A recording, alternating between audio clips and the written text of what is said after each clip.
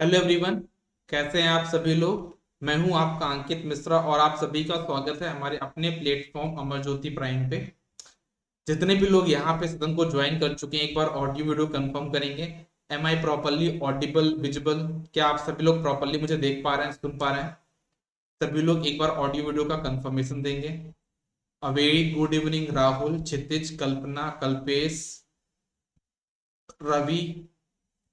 I am good Nikhil, how are you? आप कैसे हो?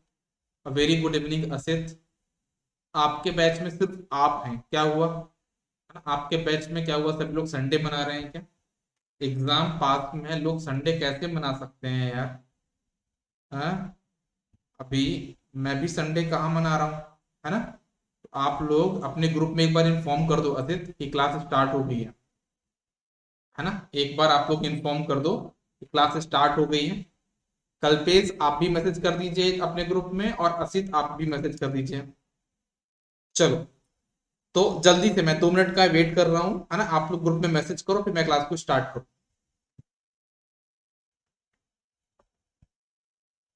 और एक बार सभी लोग ऑडियो वीडियो भी कंफर्म कर देंगे। एक बार सभी लोग ऑडियो और वीडियो भी कंफर्म कर देंगे। सब कुछ क्लियर है?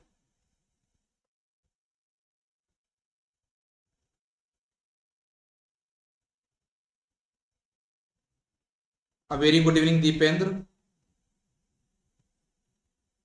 चलो, तो मैं क्लास को यहाँ पे स्टार्ट करता हूँ ना। पहला क्वेश्चन आपके सेशन के लिए जो आज की क्लास के लिए रहा वो ये रहा। ठीक है, जो पहला क्वेश्चन आज के सेशन के लिए आपका रहेगा वो ये है। सभी लोग क्वेश्चन को देख लो प्रॉपर तरीके से और आंसर करो। सभी लोग, है ना, जितने भी लोग हैं सभी लोग इस क्वेश्चन को प्रॉपर तरीके से पढ़ें और आंसर करें। क्वेश्चन क्या बोला जा रहा है यहाँ पे? क्वेश्चन में बोला गया है आपसे कि हमारे पास what is the average value of DC voltage having a peak value of 25 volt. मतलब आपके पास एक डीसी वोल्टेज है जिसका पीक वैल्यू कितना है आपके पास? 25। ठीक है ना?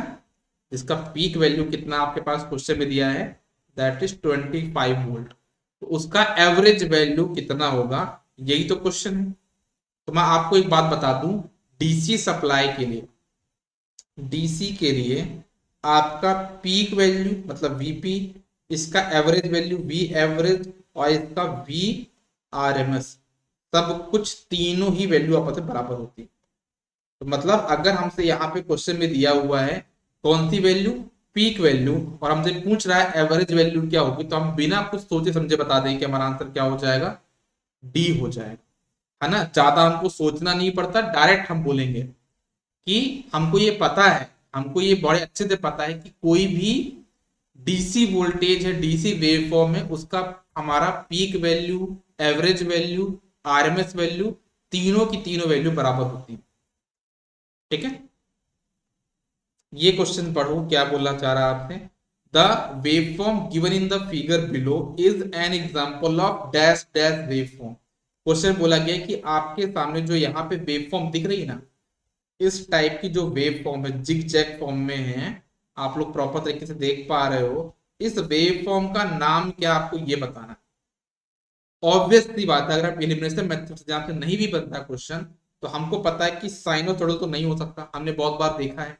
रेक्टेंगुलर वेवफॉर्म आपकी ऐसी कुछ होती है, तो ये भी हमारा रेक्टेंगुलर वेवफॉर्म भी नहीं है। ठीक है ना? हमारी स्क्वायर वेवफॉर्म भी नहीं है, तो हमारा जो करेक्ट आंसर हो जाएगा that will be which one? आपका सॉटूथ वेवफॉर्म। ठीक है ना? इसको हम आपका स्वीप सिग्नल भी बोलते हैं, अगर आपको ध्यान से समझना हो तो इसको हम लोग स्वीप सिग्नल भी बोलते हैं, स्वीप वेवफॉर्म भी बोलते हैं। दोनों बोल सकते हैं, हालांकि यहाँ पे स्वीप ऑप्शन नहीं है, अगर होता तो आप वो भी बोल सकते थे। सॉटूथ या फिर स्वीप, दोनों ही हमारा आंसर हो सकता है। सर ये ट्रायंगुलर हो सकता है क्या? ट्रायंगुलर नहीं बोलेंगे, ट्रायंगुलर भी बोल सकते हैं, लेकिन थोड़ा सा एग्जैक्टनेस ऐसी होनी चाहिए। ये थोड़ा सा आप प्रॉपर तरीके से समझोगे ना, ये इस टाइप का वेव फॉर्म है ना। मतलब ट्रायंगुलर इस टाइप का होता है, मैं आपको प्रॉपर तरीके से बता देता हूँ। ट्रायंगुलर वेव फॉर्म आपका ऐसा कुछ होता है, ये। ठीक है, ट्रायंगुलर वेवफॉर्म आपका ऐसा कुछ होता है, ये। ठीक है, ट्रायंगुलर वेवफॉर्म आपका ऐसा कुछ होता है, ये। ठीक है, ट्रायंगुलर वेवफॉर्म आपका ऐसा कुछ होता है, ये। ठीक है, ट्रायंगुलर वेवफॉर्म आपका ऐसा कुछ होता है, ये। ये अगर ऐसा होता तो हम बोल देते ट्रायंगुलर है, लेकिन थोड़ा सा इसमें क्या हुआ, जो यहाँ पे वेव फॉर्म दिया वो थोड़ा नीचे आया है, देखो ना, यहां से स्टार्ट हुआ ये नीचे आ रहा, इसलिए मैं इसको ट्रायंगुलर तो नहीं बोलूंगा। अगर नहीं होता सॉ टूथ और ट्रायंगुलर होता, ट्रायंगुलर टिक करते भाई। लेकिन अभी की जो रेस में जो हम देख पा रहे हैं, तो saw tooth is the better answer. Next question में आ जाओ सभी, इस क्वेश्चन को देखो और बताओ क्या होगा आंसर। क्वेश्चन में बोला गया है अ स्टोव एलिमेंट ड्रॉ 15 एम्पियर। एक स्टोव है, और आपको पता हो या ना पता हो मैं आपको बता देता हूं, जो स्टोव होता है उसका जो नेचर होता है वो कैसा होता है आपका, रजिस्टिव होता है, ठीक है ना। तो क्वेश्चन हम पढ़ रहे हैं हम लोग यहाँ पे कि एक रजिस्टिव स्टोव है, इसमें कितनी करंट है आपके पास, 15 ampere. When connected to 230 volt line, 230 volt line से कनेक्ट करते हैं, how does it take to consume 1 unit of energy. आप सभी को पता है 1 यूनिट ऑफ एनर्जी क्या होता है, 1000 वॉट आवर, ठीक है ना। ये हमारा होता है 1 यूनिट ऑफ एनर्जी, और इसको हम किसके बराबर बोलते हैं, V I cos pi into T, यही बोलते हैं ना। तो हमको क्या करना है, कॉस पाई की वैल्यू हो जाएगी 1। क्यों हो जाएगी 1, ये आपको समझना पड़ेगा, बड़े कॉमन सेंस की रजिस्टिव नेचर है। तो कॉस पाई की वैल्यू बन जाती है आपके पास यहाँ पे 1। वोल्टेज आपको दिया 230, करंट दिया आपके सामने 15, और यहाँ पे टाइम है, और यहाँ पे 1000। तो अब आपको निकालना है क्वेश्चन में टाइम की वैल्यू। तो टाइम कितना हो जाएगा, सॉल्व करके देख लो। 1000 डिवाइड बाय 230 इंटू 15, ठीक है ना। तो इसको एक काम करते हैं, कैसे सिंप्लीफाई करते हैं, एक जीरो से एक जीरो कैंसिल हो गया, ठीक है ना। मैं एक काम करता हूँ अप्रोक्सीमेशन, मैंने बहुत बार बताया आपको कि अप्रोक्सीमेशन आपको बहुत काम करना पड़ेगा। जैसे यहाँ पे 23, मैं 23 मान लू, 20 मान लू, चलेगा, बिल्कुल चलेगा। जब मैं इसको 20 मान रहा हूं तो ये क्या हो जाएगा, 20 2500, कितना बचेगा 5/15। और यहाँ पे अगर हम सॉल्व करें तो जो आंसर आएगा वो 0.15 की 45, 0.3 के आसपास आंसर आना चाहिए। मैं जहां तक देख पा रहा हूं बड़े आराम से पूछता हूँ, इसका आंसर क्या हो जाएगा, डी हो जाएगा, 0.2 नहीं। क्या मैंने यहाँ पे पूरा क्वेश्चन को सॉल्व किया, नहीं, अप्रोक्सीमेशन किया। मुझे टाइम क्यों लगा, मैं क्या एक्सप्लेन कर रहा हूं। जब आप खुद से ये प्रैक्टिस कर लोगे ना, तो आपको एग्जाम में किसी को एक्सप्लेन नहीं करना, तो आपको टाइम कम लगेगा, ठीक है ना भाई। ओके, चल आ जाओ फिर से इस क्वेश्चन को देखो। क्वेश्चन में क्या बोला जा रहा है, क्वेश्चन में बोला गया है टेस्ला इज सेम एज, आप सभी को बता दूं मैं, टेस्ला किसकी यूनिट होती है, तो टेस्ला आपकी होती है मैग्नेटिक फ्लक्स डेंसिटी, हाँ या ना, बिल्कुल हाँ, मैग्नेटिक फ्लक्स डेंसिटी की यूनिट होती है।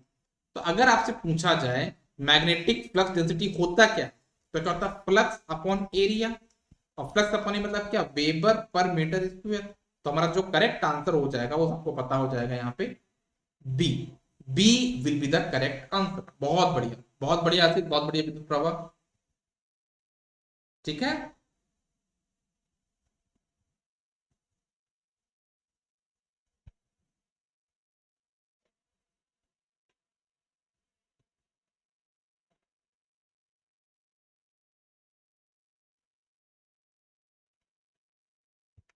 ठीक है, चलो तो आगे बढ़ते हैं नेक्स्ट क्वेश्चन पे। टाइम पे ज्वाइन किया करिए सभी ना, लेट मत किया करिए, है ना, मैं ज्यादा वेट नहीं करता हूं, आपको पता भी है ये चीज।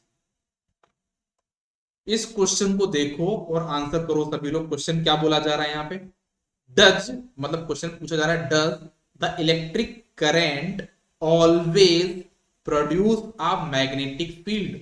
क्या हमारा इलेक्ट्रिक करंट हमेशा मैग्नेटिक फील्ड प्रोड्यूस करता है, ये क्वेश्चन है। और 4 ऑप्शन को हम वन बाय वन पढ़ते हैं। पहला option no, only large current produce a magnetic field. Option B, no, a magnetic field is produced only in the presence of air and iron core.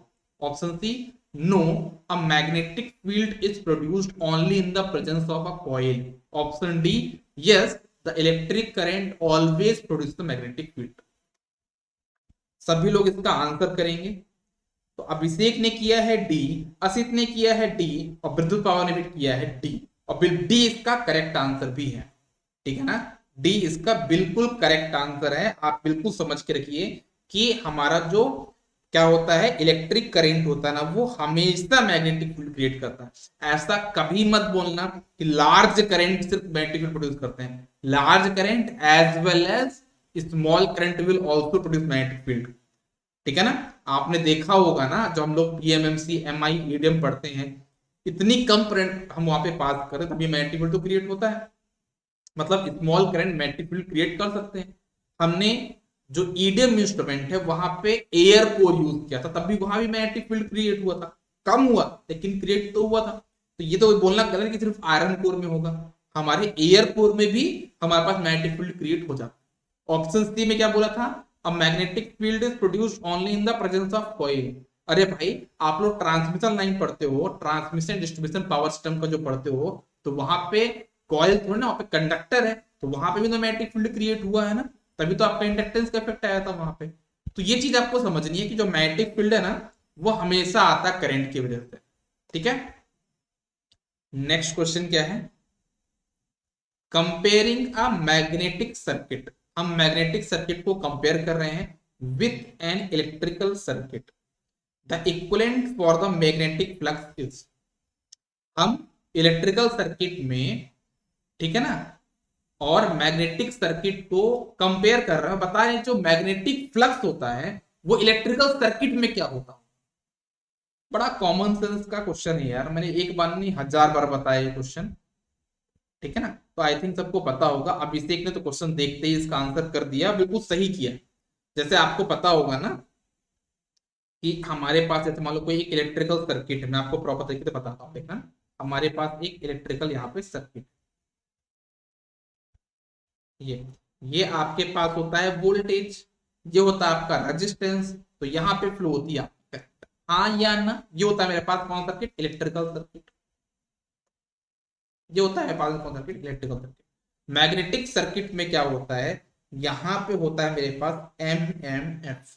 यहाँ पे EMF की जगह क्या होता है मेरे पास, यहाँ पे एमएमएफ। ठीक है। और जो यहाँ पे होता है मेरे पास वो होता है रिलक्टेंस। क्या होता है मेरे पास यहाँ पे, वहां पे होता है रेजिस्टेंस, यहाँ पे होता है रिलक्टेंस। तो यहाँ पे मेरे पास क्या सेटअप होता है, फ्लक्स सेटअप। जैसे यहाँ पे करंट होती है, वहां पे फ्लक्स होता है। यहाँ पे करंट का फॉर्मूला क्या था, V अपॉन आर, वैसे यहाँ पे फ्लक्स का फॉर्मूला क्या हो जाएगा, एमएमएफ अपॉन रिलक्टेंस। ठीक है ना। तो याद रखना, एमएमएफ का डुअल होता है या फिर आपका इक्विवेलेंट होगा ईएमएफ। फ्लक्स का होता है करंट और रेजिस्टेंस का होता है रिलक्टेंस। आई होप सबको क्लियर हो गया होगा। तो हमारा जो आंसर हो जाएगा current in the line, C is the correct answer. ठीक है ना। इस क्वेश्चन का जो करेक्ट आंसर हो जाएगा वो सी हो जाएगा। ठीक है ना, बहुत अच्छी बात। Next question, which of the following statement is true about megger. Megger के बारे में बताना है। 4 स्टेटमेंट दिए हैं, कौन सा स्टेटमेंट सही है और कौन सा स्टेटमेंट गलत है। 4 में से कोई एक स्टेटमेंट सही होगा। Option A, megger is use to the measurement of voltage. ये क्या बात हुई है, वोल्टेज को कैसे मेजर कर सकता, तो ए ऑप्शन तो गलत है। Megger is use for the measurement of current, गलत। एनालॉगस एंड रेसिप्रोकल में डिफरेंट है। रेसिप्रोकल नहीं बोलेंगे, डुअल बोलेंगे, है ना। एनालॉजी एंड डुअल हम सेम बोल सकते हैं, है ना। मतलब कॉन्सेप्ट वाइज रेसिप्रोकल तो अलग हो जाएगा, रेसिप्रोकल हम नहीं बोलेंगे। Megger is use for the measurement of insulation resistance. Option D, megger is use for the measurement of breakdown voltage of insulation. तो मैं एक बात आपको पहले बताऊंगा, यहां पे आप क्वेश्चन में ये इंसुलेशन देख के तुरंत टिक मत कर देना आंसर, क्योंकि ये ब्रेकडाउन वोल्टेज की बात कर रहा है, तो जो कि हमारा मेगर मेजर नहीं करता। ठीक है ना। तो ये बात आपको ध्यान में रखनी है। ये दोनों हमारे आंसर नहीं होंगे, तो हमारा करेक्ट आंसर होगा इंसुलेशन रेजिस्टेंस के लिए होता है। इंसुलेशन में ब्रेकडाउन वोल्टेज मेजरमेंट नहीं करता भाई, ये इस बेवकूफी मत रहिएगा। ठीक है ना। मेगर इंसुलेशन के ब्रेकडाउन वोल्टेज को रीड नहीं करता है। Megger is only use for the measurement of insulation resistance. Resistance याद रखो, megger is a resistance measurement technique, not a voltage measurement technique. ठीक है। ओके, फिर आ जाओ। देखो, which of the following bridge is most suitable for the measurement of inductance of a coil. आपके पास एक कॉइल है, ठीक है ना, आपके पास एक कॉइल है, उस कॉइल का आपको इंडक्टेंस मेजर करना है, तो कौन सा ऐसा ब्रिज है जिसका आप यूज कर सकते हो। तो मैं आपको बताना चाहूंगा व्हीट स्टोन ब्रिज जो होता है वो सिर्फ रेजिस्टेंस मेजरमेंट के लिए होता है, शेयरिंग ब्रिज आपका कैपेसिटेंस मेजरमेंट के लिए होता है, वेन ब्रिज आपका फ्रीक्वेंसी मेजरमेंट के लिए होता है, और जो ओवंस ब्रिज है वो आपका यूज होता है इंडक्टेंस मेजरमेंट के लिए। और किस प्रकार का इंडक्टेंस, आपका इंक्रीमेंटल इंक्रीमेंटल इंडक्टेंस मेजरमेंट के लिए यूज होता है, इंक्रीमेंटल इंडक्टेंस मेजरमेंट। ठीक है, तो इसका जो करेक्ट आंसर हो जाएगा दैट विल बी ए। इसमें देखो क्वेश्चन क्या बोला जा रहा है, in three phase induction motor the relative speed of stator flux with respect to dash dash zero. ये आपको पता होना चाहिए, रिलेटिव स्पीड स्टेटर फ्लक्स और रोटर फ्लक्स के बीच की जीरो होती है। तो क्योंकि हमसे यहाँ पे जीरो पूछा गया है तो हम बड़े आसानी के साथ ये बता पाएंगे कि हमारी जो रिलेटिव स्पीड होती है स्टेटर फ्लक्स और रोटर फ्लक्स के बीच की क्या होती है, जीरो होती है। तो हमारा करेक्ट आंसर हो जाएगा C. Very good very good very good, बहुत बढ़िया। A universal motor can run on, हमारा जो यूनिवर्सल मोटर होता है वो किसमें काम करता है। ऑप्शन ए एसी मोटर, या फिर AC only, DC only, either AC और डीसी, नन ऑफ दीज। तो क्या बोलोगे आप इसका आंसर, यूनिवर्सल मोटर किस पे काम करती है ना, can run on. Universal motor हमारी या तो एसी या तो डीसी दोनों में से किसी भी चीज पे काम कर सकती है, ठीक है ना। जनरली ये जो मोटर है वो आपके ब्लोवर्स वगैरह में यूज होती है ना, रेफ्रिजरेशन में इसका यूज होता है। तो ये चीज आप लोग ध्यान में रखिएगा, ठीक है ना। एसी डीसी दोनों में ये मोटर काम कर सकती है। नेक्स्ट क्वेश्चन है, विच of the following Motors it's which of the following motor is preferred for tape recorders। जो हमारे टेप रिकॉर्डर्स होते हैं आज के जमाने वाले, पहले जमाने में जो हम लोग टेप रिकॉर्डर देखते थे, तो उस टेप रिकॉर्डर के में हम लोग कौन सी मोटर यूज करते थे, है ना। जो पुराने जमाने में हमने देखा है टेप रिकॉर्डर, वो टेप रिकॉर्डर में हम कौन सी मोटर यूज करते हैं। तो इसका आंसर क्या होगा सभी लोग बताएं। मैं एक चीज बताना चाहूंगा, टेप रिकॉर्डर मतलब ऐसा है जैसे मान लो अंकित सर आपके बन गए सिंगर, आप ऐसा एग्जांपल एज्यूम करो, अंकित सर आपके बन गए सिंगर, उन्होंने 4 मिनट्स में कोई सॉन्ग गाया, 4 मिनट में कोई गाना गाया, ठीक है, कोई भी गाना 4 मिनट में गाया। अब उसको हमने टेप रिकॉर्डर में लगा दिए सुनने के लिए कि भाई गाना कैसा बज रहा है, उसके लिए हमने इसको टेप रिकॉर्डर में लगा दिया। अब हम देखो ये 4 मिनट का है, अगर ये जो टेप रिकॉर्डर की जो यहाँ पे स्पीड है, यहाँ पे है ना, जो इसको मूव करने की जो स्पीड है, अगर वो स्पीड मेरी वॉइस से ज्यादा हो गई तो होगा क्या गाना, कि जो 4 मिनट का गाना है वो फास्ट फॉरवर्ड मोड में चलेगा। और वो चलेगा कैसे, जैसे कोई भी गाना हेलो मतलब थोड़ी स्पीड बढ़ जाएगी। मतलब 4 मिनट का जो सॉन्ग है वो कितने मिनट में हो जाएगा आपका, 2 मिनट में, ये हो सकता कभी 6 मिनट में हो जाए, मतलब वॉइस फैल जाएगी। तो कहने का मतलब क्या है, टेप रिकॉर्डर के लिए हम ये चाहते हैं कि वो एक कांस्टेंट स्पीड के साथ चले। वो पॉसिबल होता है कब, वो पॉसिबल होता है आपके साथ कहां पे, जब हम लोग सिंक्रोनस मशीन पढ़े, है ना। तो सिंक्रोनस तो ऑप्शन है नहीं, सिंक्रोनस यूज कर भी नहीं पाएंगे, बहुत हैवी मशीन होती है। तो सिंक्रोनस का जो छोटा रूप, अगर हम हिस्टैरिसीस मोटर बोलें तो कहीं ना कहीं उसका ही रूप होता है। तो हमारा जो करेक्ट आंसर हो जाएगा वो हो जाएगा डी, हिस्टैरिसीस मोटर हमारी यहाँ पे यूज होती है। और इससे नॉइज भी नहीं आनी चाहिए, ये बात भी हमको ध्यान देना है, ठीक है ना। तो नॉइज भी नहीं आना चाहिए, तो जो कंडीशंस है नॉइजलेस ऑपरेशन के लिए हमको हिस्टैरिसीस मोटर का यूज करना पड़ता है, ठीक है ना। ठीक है, तो इसका जो करेक्ट आंसर है वो हो जाएगा डी। नेक्स्ट क्वेश्चन है, capacitor start and capacitor run motor are used in, ये मोटर कहां पे यूज होती है।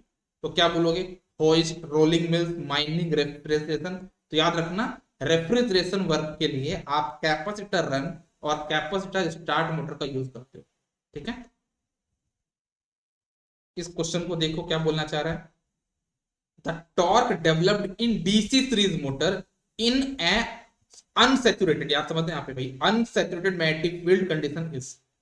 ये चीज मैं आपको बताना चाहूंगा कि टॉर्क का जो फॉर्मूला होता है, torque is directly proportional to phi into I A, और जो फाई है वो प्रपोर्शनल होता है आई ए फॉर अनसैचुरेशन।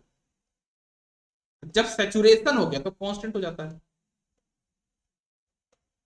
जब सैचुरेट हो गया तो। और यहां पे बोला क्या गया, अनसैचुरेशन। जब अनसैचुरेशन तो phi is already proportional to I A, I A into I A कितना हो जाएगा, आई ए स्क्वायर। तो हमारा करेक्ट आंसर क्या होगा यहाँ पे, directly proportional to the square of load current या फिर आर्मेचर करंट। ठीक है ना, तो इसका जो करेक्ट आंसर हो जाएगा वो बी नहीं होगा, वो आपका आंसर होगा सी। ठीक है ना, समझ में आई अभी से ये बात आपको। इसका जो करेक्ट आंसर हो जाएगा वो सी हो जाए। ठीक है ना, चलो next. Measurement of dash dash is affected by the presence of thermo EMF in the measuring circuit. मतलब अगर हम लोग कौन सी ऐसी चीज को मेजर करते हैं जिसमें हमको थर्मो इलेक्ट्रिक ईएमएफ की वजह से एरर देखने को मिलती है, ऐसा कौन सा मेजरमेंट आप कर रहे हो जिसमें थोड़ा सा भी जो थर्मो इलेक्ट्रिक ईएमएफ आता है उसकी वजह से हमको एरर देखने को मिलती है या उसका इफेक्ट देखने को मिलता है। तो ये चीज होगी लो रेजिस्टेंस के केस में, है ना। मैंने आपको बताया था ये चीज, जब लो रेजिस्टेंस मेजर करते हो तो contact resistance, lead resistance, thermo electric EMF का जो वोल्टेज है उसकी वजह से हमको एरर देखने को मिलती है। तो इसका जो करेक्ट आंसर हो जाएगा वो हो जाएगा low resistance, B is the correct answer. ये क्वेश्चन देख लो क्या बोला जा रहा है भाई, थोड़ा सिंपल क्वेश्चन है यहाँ पे। तो the circuit given below is a circuit of dash dash bridge, मतलब आपको ब्रिज आइडेंटिफाई करना है।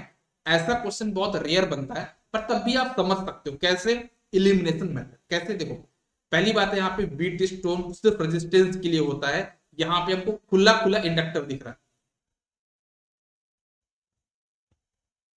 तो ये आपका आंसर नहीं होगा।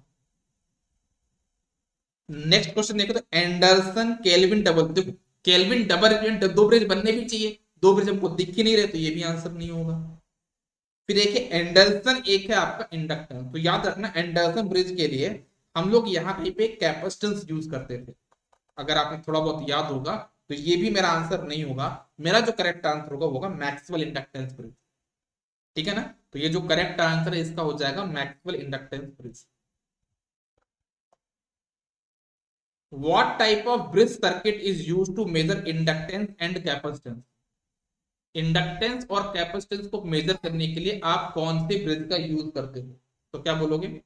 अगर आपको इंडक्टर और कैपेसिटर दोनों को मेजर करना है तो हम लोग यहाँ पे यूज करते हैं only AC bridge, DC bridge only use for resistance measurement. ठीक है, तो इसका जो करेक्ट आंसर हो जाएगा वो क्या हो जाएगा आपका सी। नेक्स्ट क्वेश्चन देखा जाए तो क्या है, विच of the following material shows paramagnetism. Paramagnetism वो होते हैं जो मैग्नेटाइजेशन की डायरेक्शन में मैग्नेटाइज होता, या फिर आप इसको ऐसे समझो पैरामैग्नेटिज्म, पैरा जो मैग्नेटिक मटीरियल होते हैं उन्हीं में पैरामैग्नेटिज्म की प्रॉपर्टी होती है, और इनकी जो ससेप्टिबिलिटी है ना वो पॉजिटिव होती है। इनकी जो ससेप्टिबिलिटी होती है वो पॉजिटिव होती है और नियर टू 1 होती है। तो अगर मैं देखूं तो उनमें से कॉपर तो कहीं भी नहीं हो सकता मेरा आंसर, ठीक है ना, आयरन भी हो सकता है और सिल्वर भी नहीं हो सकता, तो मेरा आंसर क्या हो जाएगा टाइटेनियम। इस तरह के क्वेश्चन को आप याद रखना पड़ेगा क्योंकि कॉन्सेप्ट इसमें लगने वाला नहीं है ना। आपको ये क्वेश्चन आपको हमेशा के लिए याद रखना पड़ेगा कि जो टाइटेनियम है वही मेरा पैरामैग्नेटिक मटीरियल होता है। ठीक है, very good very good. Next question, ये क्वेश्चन ऐसे क्वेश्चन जो out of the syllabus question बन जाते हैं, और ऐसा नहीं कि क्वेश्चन एसएससी जेईई के एग्जाम में नहीं बना है, ये क्वेश्चन एसएससी जेईई के एग्जामिनेशन का ही क्वेश्चन है। आई थिंक ये एसएससी 2017 का क्वेश्चन है जहां पे ये क्वेश्चन बना था, मुझे ईयर कंफर्म नहीं है बट ये क्वेश्चन एसएससी जेईई का ही है, ये जरूर कंफर्म है। क्वेश्चन क्या पूछा गया है, इन अ रेडियो हमारे पास जो रेडियो होते हैं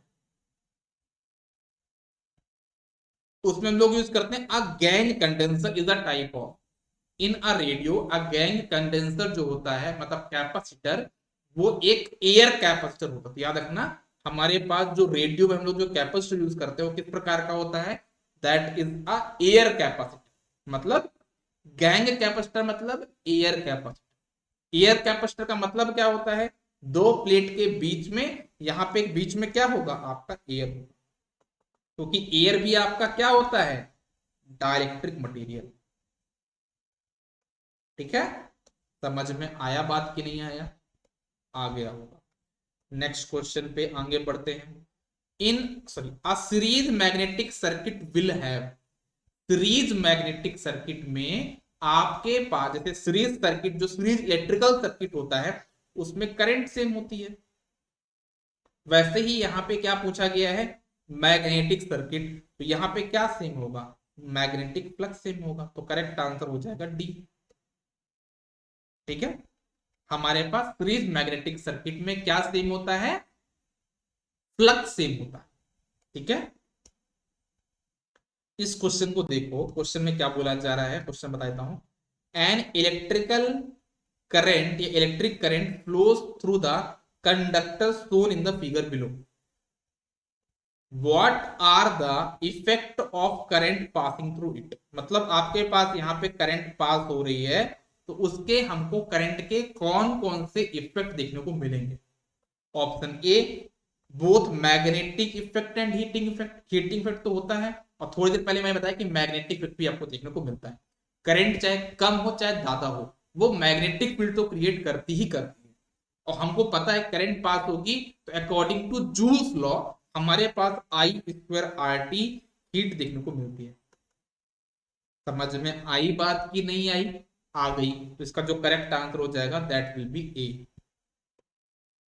तो इतना रहा आज के बारे में। अगेन आज हमने 20 क्वेश्चन हमने यहाँ पे सॉल्व कर लिए हैं, वो भी उन क्वेश्चन को विद एक्सप्लेनेशन, मुझे एक्सप्लेन करने के लिए 28 मिनट्स का टाइम लगा।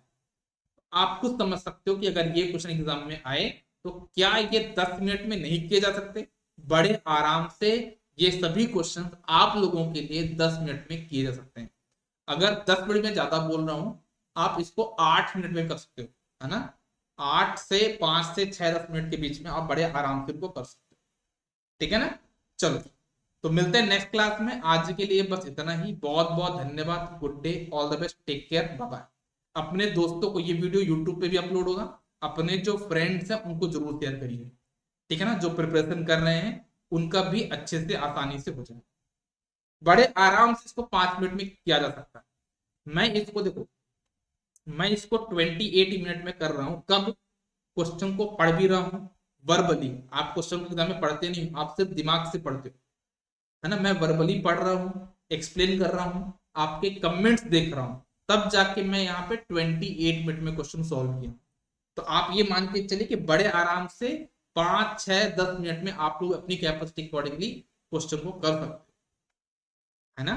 अगर 20 क्वेश्चन को करने के लिए 6 मिनट लगे तो 100 क्वेश्चन अगर आपको करने हैं तो कितने टाइम लगा, कितना टाइम लगेगा, काउंट कर लो आप खुद से, 24 से 25 मिनट, आधा घंटा, है ना। आधे घंटे में 30 मिनट में बड़े आराम से कर लोगे फिर आप। ठीक है ना, और उस तरह की आपकी स्किल डेवलप करनी पड़ेगी। ठीक है, चलो मिलते हैं नेक्स्ट क्लास में, good day, take care, bye bye.